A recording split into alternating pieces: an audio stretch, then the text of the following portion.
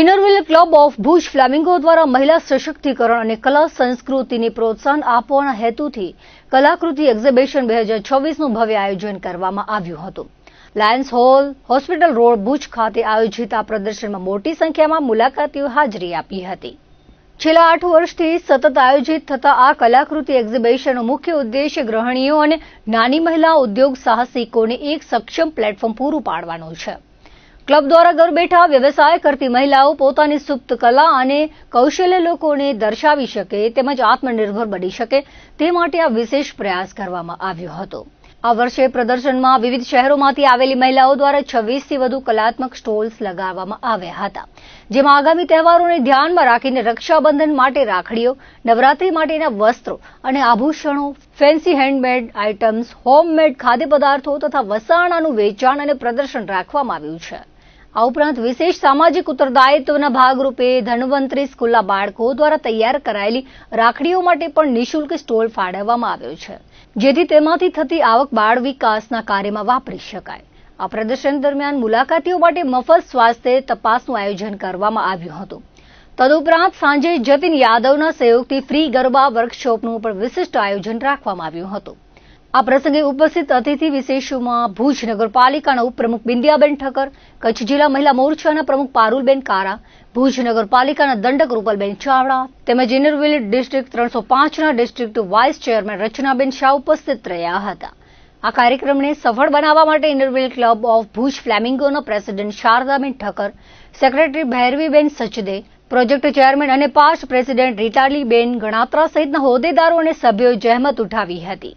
આજના કાર્યક્રમમાં આપણે કલાકૃતિ એક્ઝિબિશન જે પાછલા 8 વર્ષથી આપણે કન્ટિન્યુ કરીએ છીએ અને મહિલાઓને સશક્ત બનાવવા એમને પ્લેટફોર્મ આપવા માટે કરીને આપણે હંમેશા દર વર્ષે 1 થી 2 કલાકૃતિ એક્ઝિબિશનનું આયોજન કરીએ છીએ અને અલગ અલગ જગ્યાએથી અલગ અલગ શહેરોથી મહિલાઓ અહીંયા કને આવે છે અને પોતાના હસ્તકલા, પોતાના વસાણા જે કાંઈ પણ ખાદ્ય પદાર્થ હોય છે એ બધું લઈને આવે છે અને અહીંયા કને પોતાનું વેચાણ કરે છે. અમારું આ કલાકૃતિ એક્ઝિબિશન છે છેલ્લા 8 વર્ષથી યોજીએ છીએ અમે. અમારો આ 8મો વર્ષ છે ને અમે આ વર્ષ પણ અમને સક્સેસફુલ આ ઇવેન્ટ થાય અમારું અને આગળ વધે એવી અમારી ભગવાન પ્રત્યે પ્રાર્થના છે. સાથે સાથે અમે અહીંયા 26 સ્ટોલનું અત્યારે આયોજન કરવામાં આવેલું છે. 26 સ્ટોલમાં બધા ક્લોથના જે જ્વેલરીઝ છે, નવરાત્રિને રિલેટેડ છે, આવી રહેલી રક્ષાબંધનના સ્ટોલ પણ રાખ્યા છે, એટલે રાખડી પણ છે. સાથે અમે ધન્વંતરી સ્કૂલને પણ પ્લેટફોર્મ આપ્યું છે, જે લોકો છોકરાઓ પાસે બનાવડાવે છે રાખડી અને એ લોકોની પાછળ જ એના રૂપિયા વાપરે છે.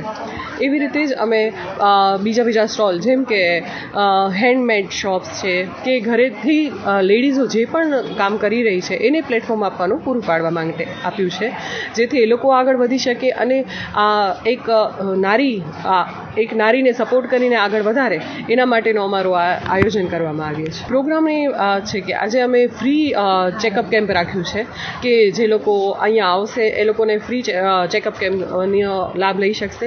સાથે સાથે અમે સાંજના 4 થી 5માં ફ્રી ગરબા વર્કશોપ પણ રાખેલો છે, જે જતીન યાદવ સાથે અમે સાથે કર્યો છે.